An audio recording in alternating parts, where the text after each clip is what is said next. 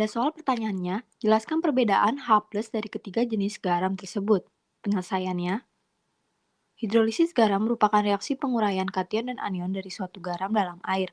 Pada soal terdapat tiga jenis garam, yaitu garam dari basa kuat dengan asam lemah, garam dari asam kuat dengan basa lemah, serta garam dari asam lemah dengan basa lemah.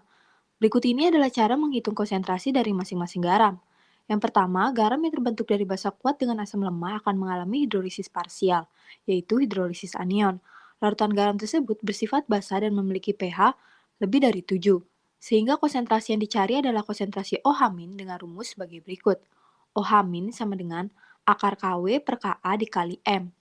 Yang kedua, garam dari asam kuat dengan basa lemah akan mengalami hidrolisis parsial, yaitu hidrolisis kation. Larutan garam tersebut bersifat asam dan memiliki pH kurang dari 7, sehingga konsentrasi yang dicari adalah konsentrasi H+ dengan rumus sebagai berikut. H+ sama dengan akar KW per Kb dikali M.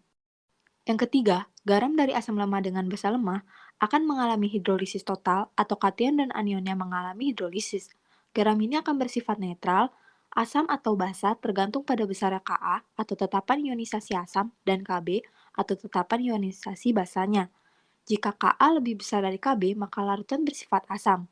Sehingga rumus menghitung konsentrasi H+ sebagai berikut. H+ sama dengan akar KW kali Ka dibagi Kb dikali M. Kemudian jika Ka kurang dari Kb, maka larutan bersifat basa. Rumus menghitung konsentrasi OH- sebagai berikut. OH- sama dengan akar KW kali Kb dibagi Ka dikali M.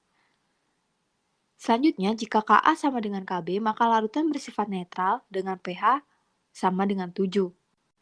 Berdasarkan penjelasan tersebut, maka dapat disimpulkan bahwa untuk menentukan konsentrasi larutan setiap garam tergantung pada sifat larutan dari masing-masing garam. Perbedaan menentukan konsentrasi pada ketiga garam dilihat dari rumusnya sebagai berikut.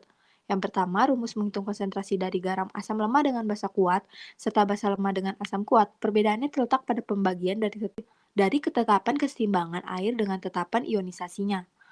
Tetapan ionisasi asam untuk pembentukan garam dari asam lemah, sedangkan tetapan ionisasi basa untuk pembentuk garam dari basa lemah. Yang kedua, rumus menghitung konsentrasi garam dari asam lemah dan basa lemah terletak pada tetapan ionisasi yang dikali tetapan kesetimbangan air atau dibagi tetapan kesetimbangan air. Untuk menghitung konsentrasi H+ garam ini, tetapan kesetimbangan air dikali tetapan ionisasi asam lemah kemudian dibagi tetapan ionisasi basa lemah.